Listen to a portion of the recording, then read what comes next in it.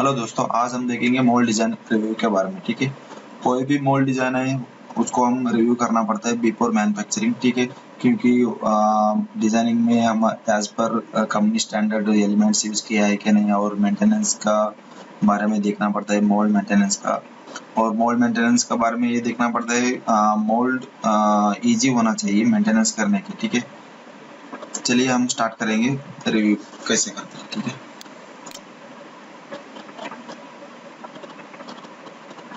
ये एक मोल्ड है। ठीक है, कंज्यूमर एफएमसीजी मोड का। ठीक है, फास्ट मूविंग कंज्यूमर गुड्स। ठीक है, और इसका पार्ट भी दिखाऊंगा आपको।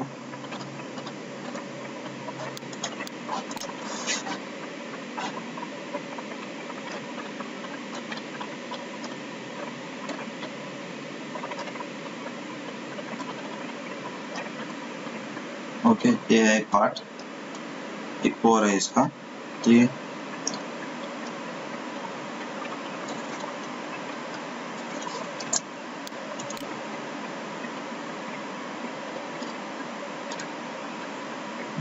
ये मोल्ड टॉप साइड है।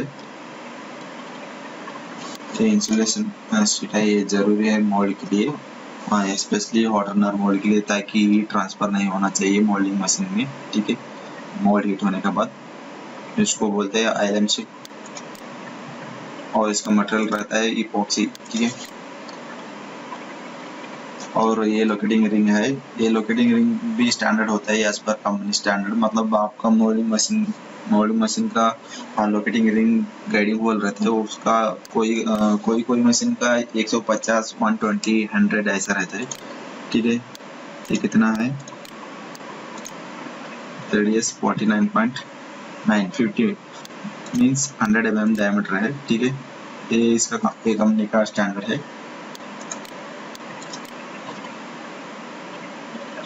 जरूरी है। ठीक है, ये सब। ये टॉप प्लेट है। टॉप प्लेट में इसमें क्या गलती की है हमको देखना पड़ेगा। इसमें एक गलती है भाई। इसमें क्या गलती है, यहाँ पे ये लोगों ने डबल नहीं दिया। यहाँ पे डबल देना जरूरी है। जब भी मोल्ड डिजाइनर होता है यहाँ पे डबल देना पड़ता है, डायगोनली या चारों तरफ से दिया तो भी अच्छा है, और डायगोनली 2 डबल दिया तो भी अच्छा है। क्योंकि क्या होता है, मोल्ड असेंबली करने का टाइम पे यहाँ पे मैनिफोल्ड रहता है, हॉट रनर का मैनिफोल्ड रहता है, उसका असेंबली करने का टाइम पे यहाँ पे टच हो सकता है, क्योंकि हीटर भी खराब हो सकता है। इसके लिए डबल रहेगा ना, इसमें गाइड करने के लिए आसान से रहता है। ठीक है, इसमें और एक गलती क्या है, अगर मेंटेनेंस करने का टाइम पे हमको खाली टॉप प्लेट खोलना है तो अगर खाली टॉप प्लेट खोलना है तो हमें क्या करना पड़ता है, ये सारा स्क्रू निकालना पड़ता है। ठीक है, ये जो ग्रीन कलर लगता है ना, ये और ये सारा स्क्रू हमको निकालना पड़ता है, बाद में टॉप प्लेट निकाल सकते हैं। ठीक है, इसके लिए क्या करना पड़ेगा, इन्होंने क्या किया, दोनों का मतलब अलग अलग क्लैंपिंग करना पड़ेगा टॉप से ये प्लेट को। ठीक है, सॉरी दिखाता हूँ आपको। हाँ, यहाँ पे क्या करना पड़ेगा, क्या प्लेट हो गया।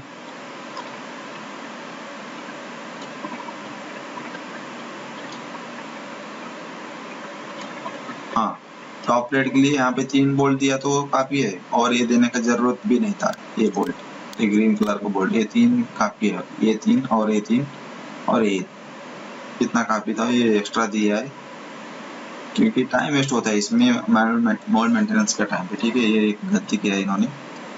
और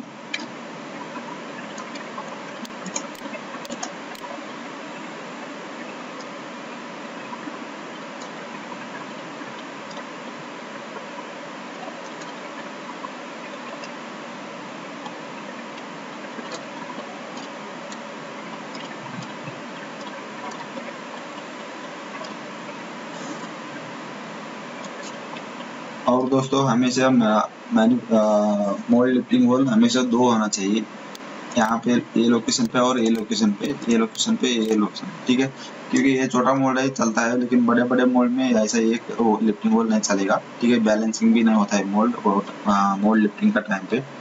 ओके, ये देखना जरूरी है।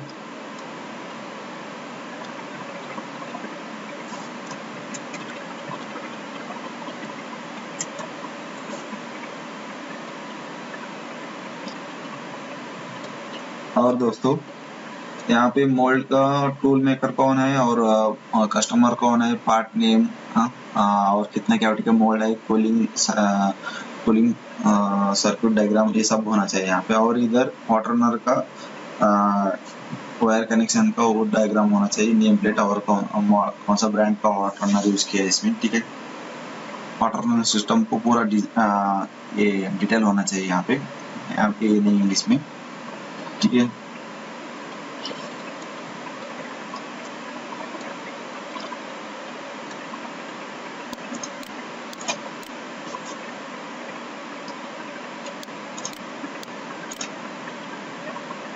यह है मेन गाइड पिलर। इसमें ये लोगों ने क्या गलती किया है, यहाँ पे ऑयल ग्रूज नहीं दिया। यहाँ पे ऑयल ग्रूज देना जरूरी है, क्योंकि अगर हम लोग मेंटेनेंस करने का टाइम पे ग्रीस अप्लाई किया तो ये ग्रूव में ग्रीस बैठना चाहिए, ताकि जैसे ये स्लाइडिंग होता है ग्रूस इसके ऊपर, ग्रीस इस पे रहेगा और ड्राई नहीं होने देगा, ठीक है।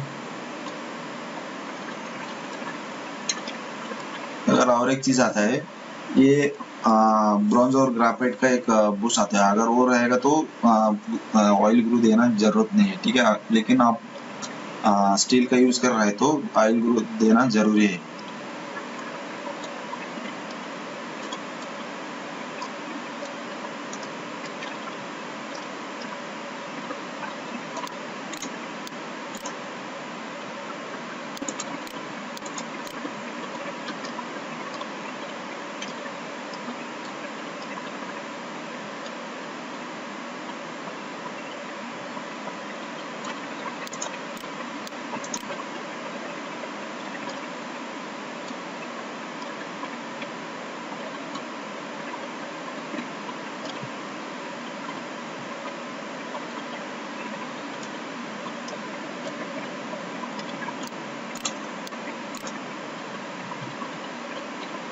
इधर देखिए और एक गलती किया इन्होंने, ये वेयर प्लेट को क्लैम्प करने के लिए यहाँ पे 2 बोल्ट यूज किया है, एज वेल एज इसको स्टॉपिंग के लिए, ठीक है। ऐसा नहीं देने का, क्योंकि क्या होता है हमको काली लिफ्टर को मतलब स्लाइडर को निकालने के टाइम पे ये भी खोलना पड़ता है और दोनों निकालना पड़ता है, और ये भी लूज रहेगा, ठीक है।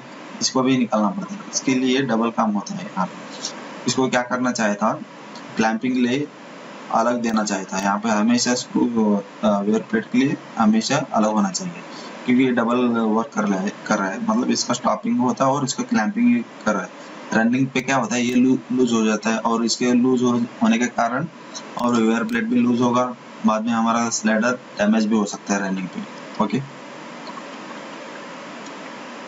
ये एक गलती किया है।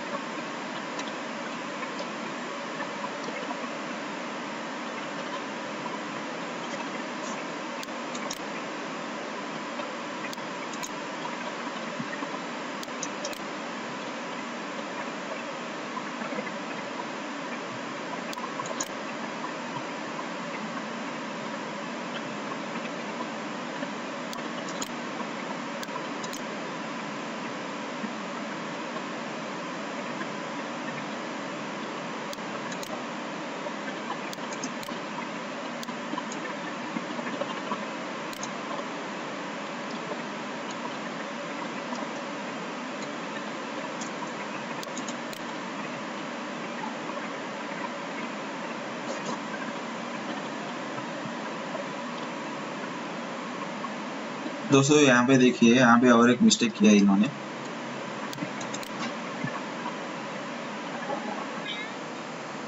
कट सेक्शन नहीं हो रहा है, आपको दिखाऊंगा फिर भी।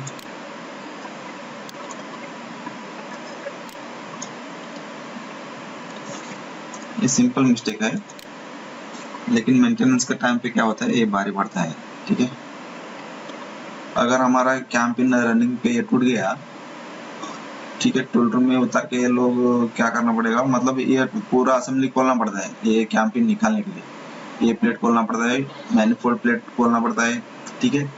और टॉपलेट भी खोलना पड़ता है, बाद में इसका स्क्रूइंग करना पड़ता, स्क्रूइंग निकाल के ये टूटा हुआ पीस को निकालना पड़ता है।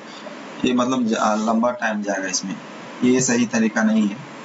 इसके अलावा और एक आइडिया है, यहाँ पे प्रेस फिट करने के बाद यहाँ पे बोल्टिंग कर सकते हैं आगे से, यहाँ पे टैप करके बोल्टिंग कर सकते हैं, ताकि जब भी कैंपिंग टूटेगा ये मशीन से, मतलब रनिंग मशीन में ही निकाल सकते हैं, वो मोल्ड उतारने की जरूरत नहीं पड़ेगा। ठीक है, यहाँ पे बोल्ट रहता है ऐसा, और वॉशर रहते हैं, ये डायरेक्शन में वॉशर रहता है, उसको निकाल दिया तो ये टूटा हुआ पीस भी आ जाएगा बाहर। ठीक है, और नया स्पेयर में है तो रिप्लेस कर सकते हैं। तो ये ईजी है, 10-15 मिनट में हो जाएगा। नहीं तो क्या करना पड़ेगा, पूरा मोल्ड उतारना पड़ेगा और मोल्ड डिसमेंटल करना पड़ेगा, बाद में टूटा हुआ पीस को निकालना पड़ता है। ठीक है, ये एक गलती है इसमें।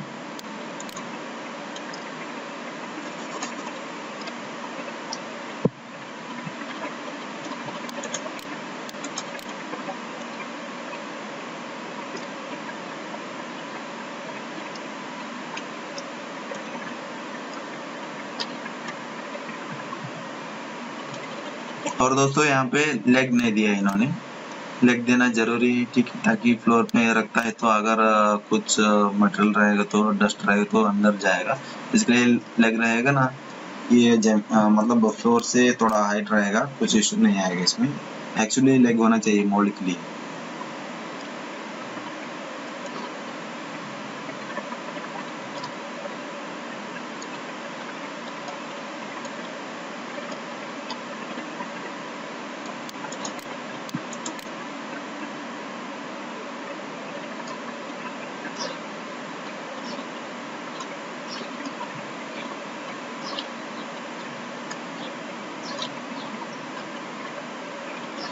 और दोस्तों इसमें लिमिट स्विच दिया है ये लोगों ने, लेकिन हमें क्या करना पड़ेगा, ये लोकेशन में लिमिट स्विच नहीं चाहिए, ये जल्दी खराब हो जाता है। इसलिए लिमिट स्विच हमें क्या करना पड़ेगा, राइजर के ऊपर यहाँ पे साइड में होना चाहिए बैकवर्ड कंफर्मेशन और फॉरवर्ड कंफर्मेशन। ठीक है, फॉरवर्ड नहीं है तो चलेगा, बैकवर्ड तो चाहिए। नहीं तो क्या होगा, अगर बैकवर्ड आने के बाद कंफर्मेशन नहीं मिलेगा तो मोल्ड क्लोज हो जाएगा, बाद में अगर इजेक्टर पिन आगे रहेगा तो कैविटी डैमेज भी हो सकते हैं और स्लाइडर भी डैमेज हो सकता है। इसके लिए लिमिट स्विच जरूरी है इसमें, स्पेशली फॉर बैकवर्ड। ठीक है,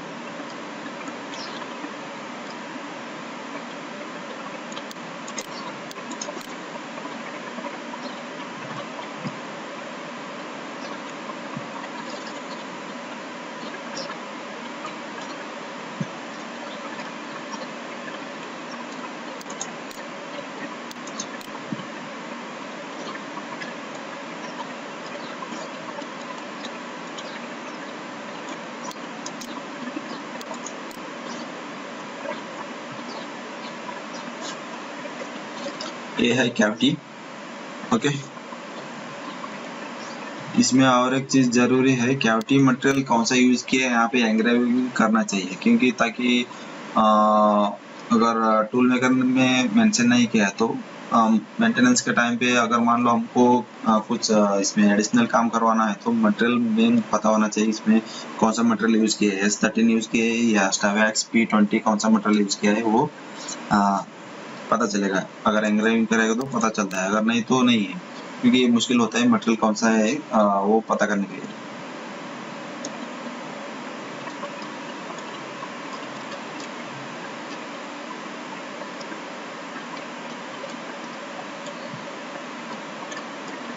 ठीक है, ये गेट बूस्ट है, गेट बूस्ट बैठता है यहाँ पे।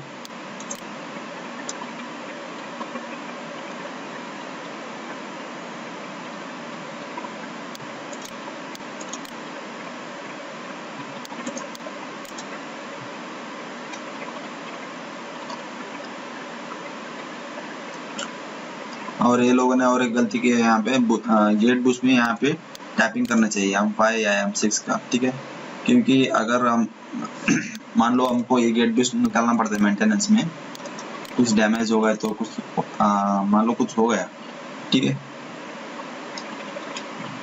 हमको आगे से मतलब हिट करना पड़ता है कोई भी चीज, मतलब एल्यूमिनियम या ब्रास रॉड लेके क्योंकि अगर ब्रॉस रॉड लेके मार सकते हैं, कोई कोई क्या करते हैं जल्दबाजी में मेटल से ठोक देते हैं इसको, ये तब क्या होता है, ये डैमेज हो जाता है ये। इसके लिए क्या करना पड़ेगा, यहाँ पे जो लिफ्टिंग बोल रहेगा ना, यहाँ पे बोर्ड लगा के खींच सकते हैं। ये निकालने के लिए भी आसान रहेगा।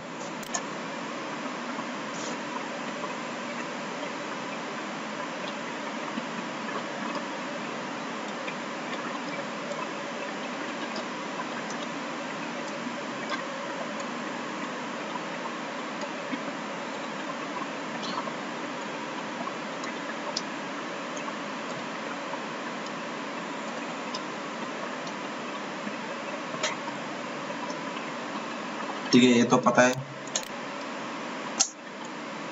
ये साइड कोर है और वेड्स है। ठीक है, ये कैम पिन है। ठीक है, शॉर्ट काउंटर है, मतलब ये शॉर्ट काउंटर इसके लिए यूज होता है अभी, मतलब मोल्ड रनिंग का टाइम पे ये शॉर्ट कितना लिया है, मतलब अभी तक शॉर्ट कितना हुआ है मोल्ड पे, वो पता चलता है। मोल्ड का लाइफ ट्रैक कर सकते हैं इसमें। ठीक है, ये गाइड पिलर है, ये गाइड बुश है। ठीक है, ये लॉकिंग प्लेट है, मतलब मोल्ड असेंबली होने के बाद ये फिक्स करना जरूरी है। ठीक है, नहीं तो मोल्ड क्या होते हैं, ओपन हो सकते हैं उठाने के टाइम पे। ठीक है, ये हिल ब्लॉक है, bottom plate, ejector back plate, ejector plate, और इसका रिटर्नर प्लेट भी बोलते हैं, और रिटर्न पिन और इसका स्प्रिंग है। ओके, ये गाइड रेल है, ये सारी चीज आपको पता ही होगा। ठीक है, ये वेयर प्लेट है, सॉरी प्रेशर पैड है।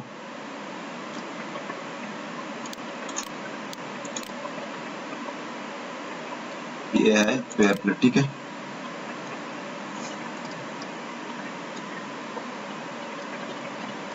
ये गेट बूस्ट है, ये दोनों। ओके, ये लोकेटिंग रिंग, और इसका और एक नाम भी बोलते हैं रजिस्टर रिंग। ठीक है,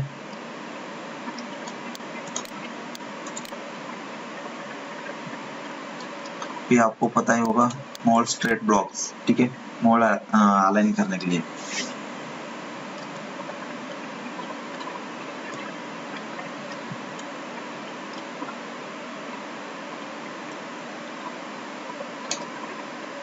ये स्टॉपर है। ठीक है,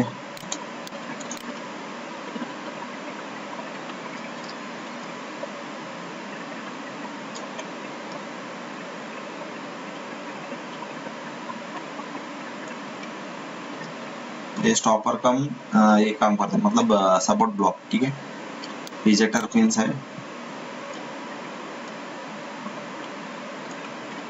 और सेंटर में ये जो रॉड है, ये नॉकआउट रॉड है। नॉकआउट रॉड इसलिए यूज करता है, मतलब जब स्प्रिंग होता है, स्प्रिंग रहता है, जैसे ये इजेक्ट मारता है ऐसा, मतलब ये स्प्रिंग की वजह से रिटर्न आ जाता है। ठीक है, और यहाँ पे कपलर भी यूज कर सकते हैं, मतलब जैसे इजेक्शन होता है बाद में, जैसे इजेक्ट मारता है वापस खींचता है इसको नॉकआउट रॉड, अगर स्प्रिंग नहीं है तो। ओके, उसके लिए यूज होता है।